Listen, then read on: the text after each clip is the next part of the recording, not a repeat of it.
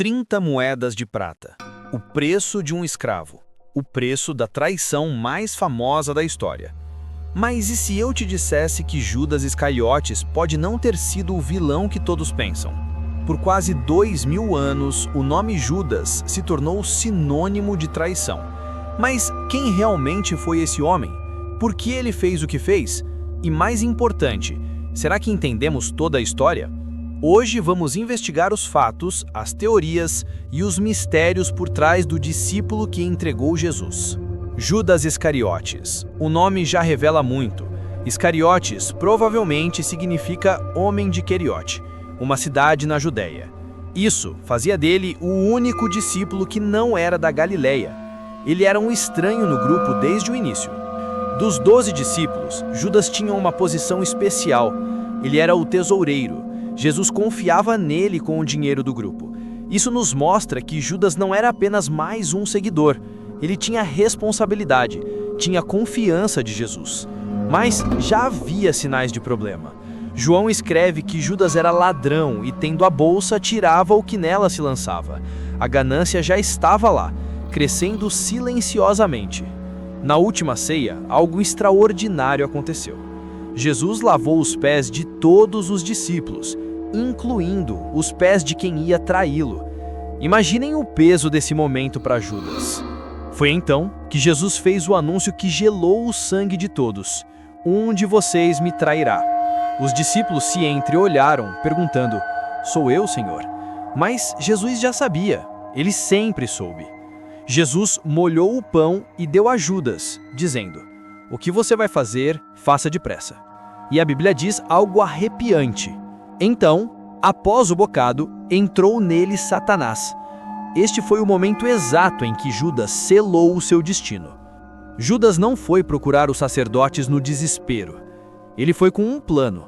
O que vocês me dão se eu entregar Jesus? A pergunta foi direta, calculada. 30 moedas de prata. Cerca de 4 meses de salário de um trabalhador comum. Mas aqui está o detalhe chocante. Era exatamente o preço estabelecido na lei judaica para compensar a morte de um escravo.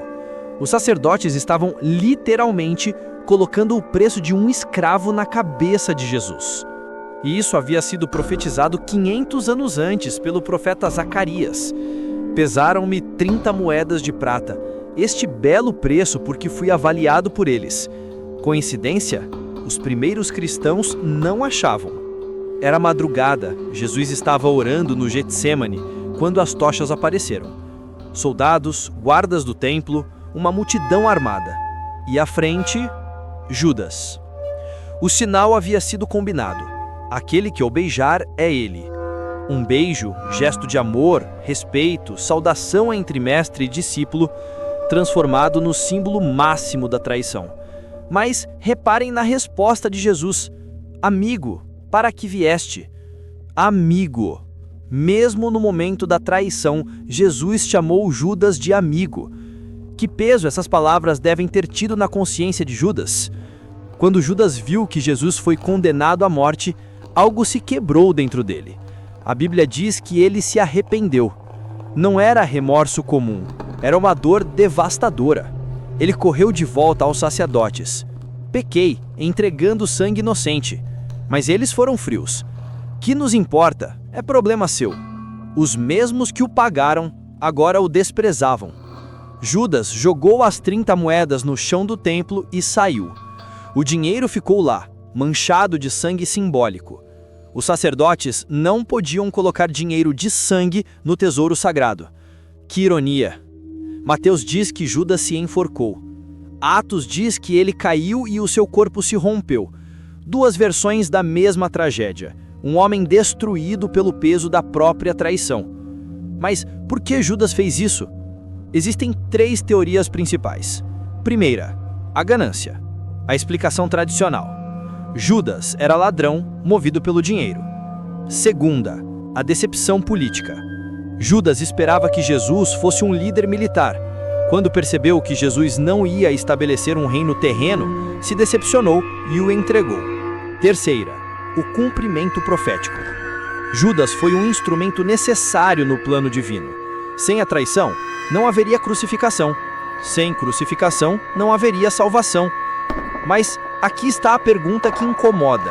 Se a traição de Judas era necessária para o plano de salvação, ele realmente teve escolha? Ou foi um peão predestinado em um jogo cósmico?